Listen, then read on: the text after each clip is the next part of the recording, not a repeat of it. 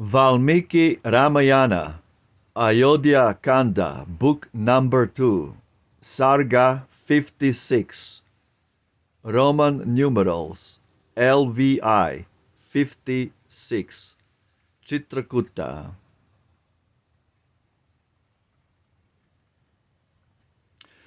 Then Rama, when the morning rose, called Lakshman gently from repose. Awake, the pleasant voices hear of forest birds that warble near. Scourge of thy foes, no longer stay. The hour, the hour is come to speed away. The slumbering prince unclosed his eyes when thus his brother bade him rise. Compelling at the timely cry, fatigue and sleep and rest to fly. The brothers rose, and Sita too, pure water from the stream they drew, paid morning rites, then followed still the road to Chitrakuta's hill. Then Rama, as he took the road with Lakshman while the morning glowed, to the Videhan lady cried, Sita the fair, the lotus-eyed, look around thee, dear, each flowery tree, touched with the fire of morning sea. In Kaushik now the forests are fled. In Kinshuk now the forests are fled. How glorious with his wreaths of red! And baltries see, so loved of men, hanging their boughs in every glen. Or burdened with their fruit and flowers, a plenteous store of food is ours. See, Lakshman, in the leafy trees, where'er they make their home, down hangs the work of laboring bees, the ponderous honeycomb. In the fair wood before us spread, the startled wildcock cries, hark, where the flowers are soft to tread, the peacock's voice replies. Where elephants are roaming free, and sweet birds' songs are loud, the glorious Chitrakuta see, his peaks are in the cloud. On fair smooth on fair smooth ground he stands displayed, begirt by many a tree. O brother, in that holy shade, how happy shall we be? Then Rama, Lakshman, Sita, each spoke, raising suppliant hands, this speech. To him in woodland dwelling met Valmiki, ancient anchoret. O saint, this mountain takes the mind, with creepers, trees of every kind, with fruit and roots abounding thus, a pleasant life it offers us. Here for a while we fain would stay, and pass a season blithe and gay. Then the great saint, in duty trained, with honor gladly entertained, he gave his guests a welcome fare, and bade them sit and rest them there. Rama, of mighty arm and chest, his faithful Lakshman then addressed. Brother, bring hither from the wood selected timber strong and good, and build therewith a little cot. My heart rejoices in the spot that lies beneath the mountain side, remote with water well supplied. Sumitra's son his words obeyed, brought many a tree and deftly made, with branches in the forest cut, as Rama bade a leafy hut. Then Rama, when the cottage stood, fair, firmly built, and walled with wood, to Lakshman spake, whose eager mind to do his brother's will inclined. Now Lakshman, as our cut is made, must sacrifice be duly paid. By us for lengthened life we hope, with venison of the antelope. Away, O bright-eyed Lakshman, speed! Struck by thy bow a deer must bleed. As Scripture bids, we must not slight the duty that commands the right. Lakshman the chief whose arrows laid his foeman low, his word obeyed. And Rama thus again addressed to swift performer of his hest. Prepare the venison thou hast shot, to sacrifice for this our cut. Haste, brother dear, for this is the hour, and this the day of certain power. Then glorious Lakshman took the buck, his arrow in the wood had struck. Bearing his mighty load he came, and laid it in the kindled flame. Soon as he saw the meat was done, and that the juices ceased to run, from the broiled carcass Lakshman then spoke thus to Rama, best of men. The carcass of the buck entire is ready dressed upon the fire. Now be the sacred rites begun, to please the God, thou godlike one. Rama the good, in ritual trained, pure from the bath, with thoughts restrained, haste those verses to repeat, which make the sacrifice complete. The hosts celestial came in view, and Rama to the cut withdrew. While a sweet sense of rapture stole through the unequaled hero's soul, he paid the Vishvadevas due, and Rudra's right, and Vishnu's too, nor wanted blessings to protect. Their new built home did he neglect. With voice repressed he breathed the prayer, bathed duly in the river fair, and gave good offerings that remove the stain of sin, as texts approve. And many an altar there he made, and shrines to suit the holy shade, all decked with woodland chaplets sweet, and fruit and roots and roasted meat.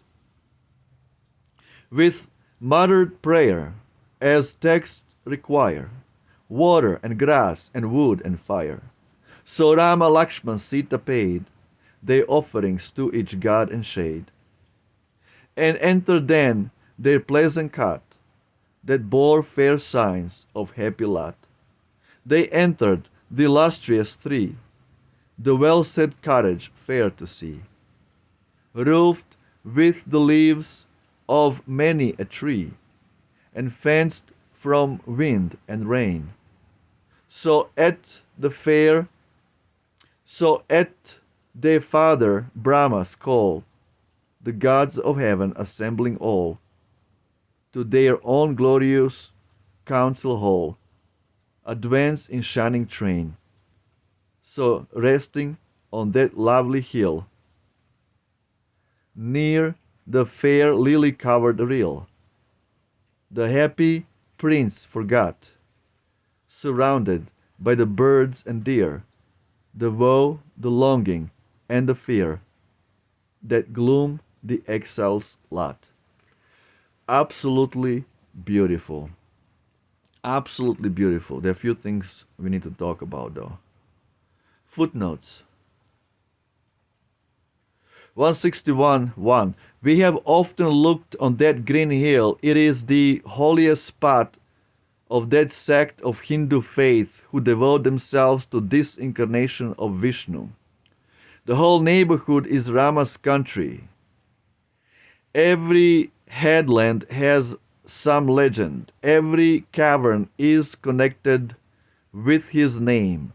Some of the wild fruits are still called stapal, being the reputed food of the exile. Thousands and thousands annually visit the spot, and around the hill is a raised footpath on which the devotee with naked feet treads full of pious awe. Calcutta Review, Volume 23, Roman numeral XXIII 23. Okay, first of all, we have to talk about a few things that, again, pisses me off. Like, holiest spot of that sect of the Hindu faith. You see, this is what we are talking about, just minimizing Ramayana. Okay, it's just like, why don't you say that sect of Christianity? Because there are 33,000 different sects of Christianity, different cults of Christianity. Okay, we don't call them cults, we just call them different, denominations, right? Denominations. But they're all cults, all worshipping a dead dude on the cross. And they're all sects, they're all cults and sects. They're all, how to say,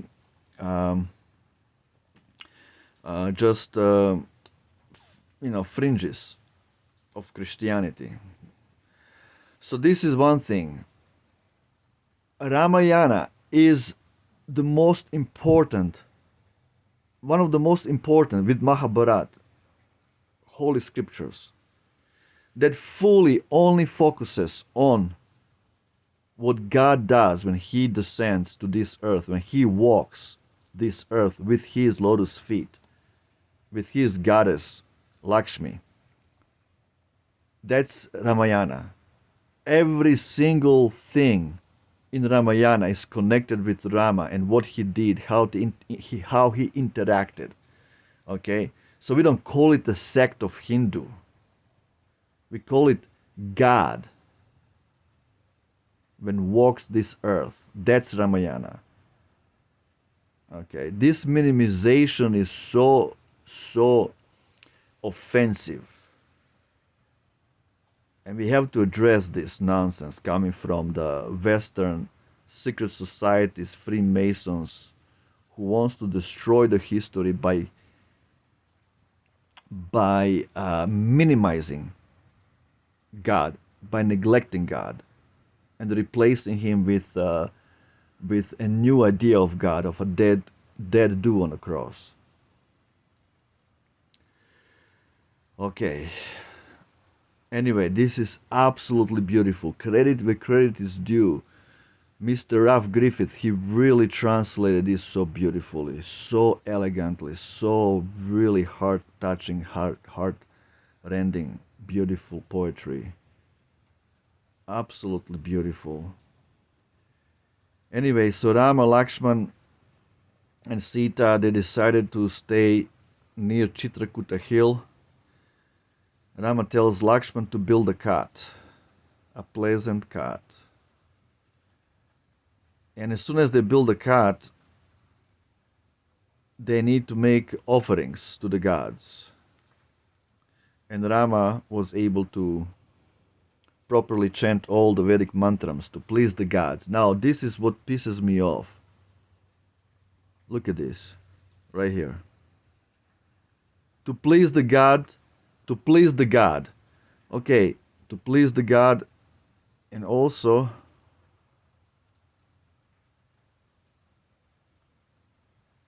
where is it?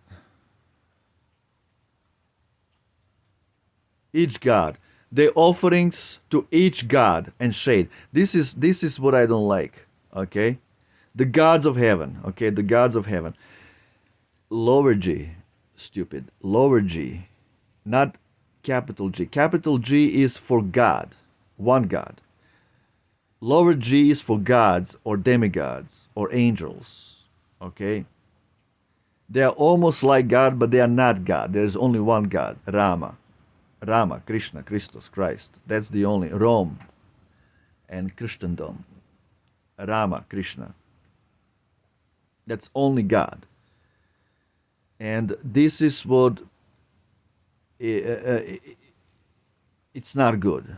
It has to be lower G. And what I don't like is when addressing Rama, like, and many an altar there he made.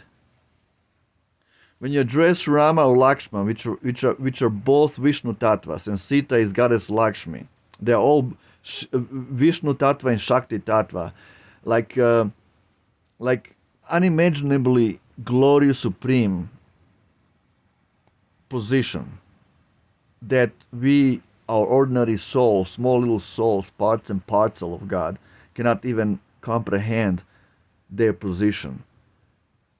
Addressing them as lower he, as lower letter he, H, he or she, lower letter.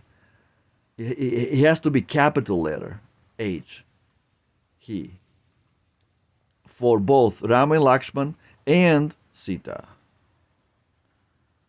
Capital letter, she, S, capital S, H, E, and capital he, H, E. And small g for gods. Okay. Yes, they had to slaughter an animal because this is the way how they can survive in the wild, completely away from civilization. They had no other options besides this particular way of life. So they had to kill sometimes a deer so they can survive. There is nothing wrong with this kind of killing of the animals when it's for the sustenance, for the survival, but not organized satanic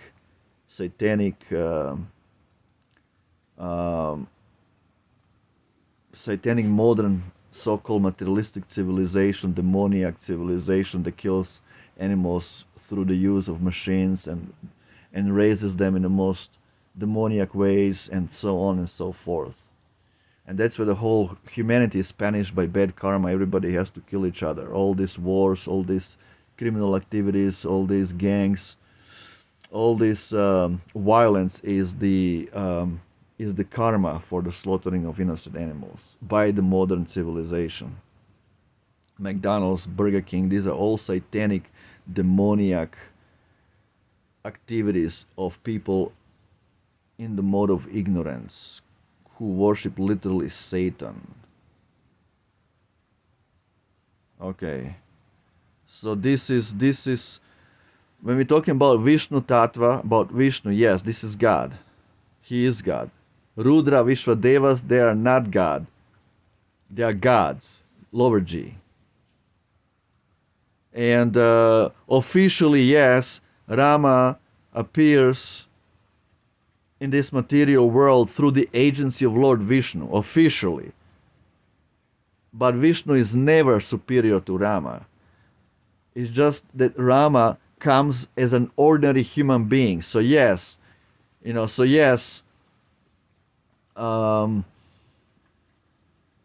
perhaps that's why Ralph Griffith is using lower H for he, lower letter H for he. Perhaps, okay, we could give him a credit of a credit like that to, but Rama is capital He and capital G, God. Okay, God the Father, He, capital. So when Krishna and Rama comes to this material world through agency of Vishnu, this is they do it in such a way so it's like officially this is how it's happening. But Vishnu is never superior to Krishna or Rama. There is only one God, Krishna, and from Krishna everything other emanates. Rama, Vishnu, and so forth. Anyway, beautiful, beautiful chapter. Absolutely beautiful.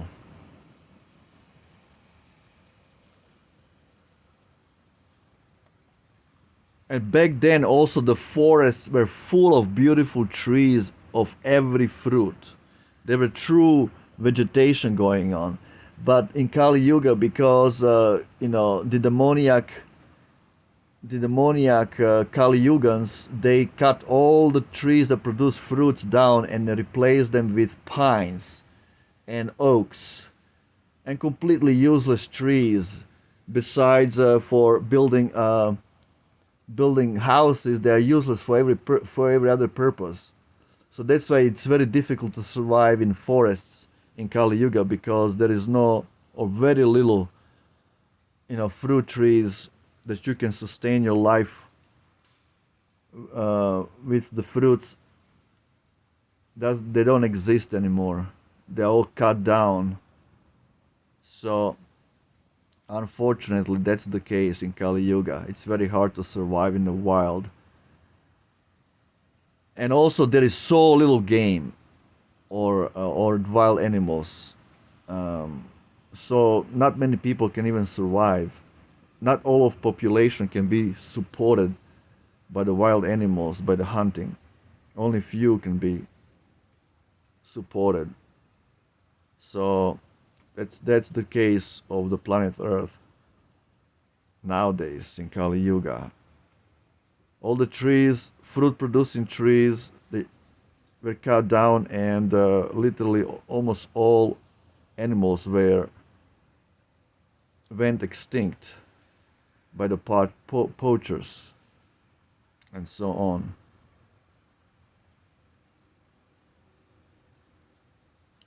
Absolutely beautiful. So nicely how they address each other in sweet accents, like all this interaction between Rama, Lakshman, and it's completely gentlemanly and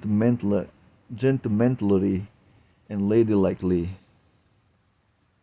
Absolutely gorgeous. Jai Shri Ramayana, Jai Shri Ram, Roma Victa, Hail Ram. Ciao.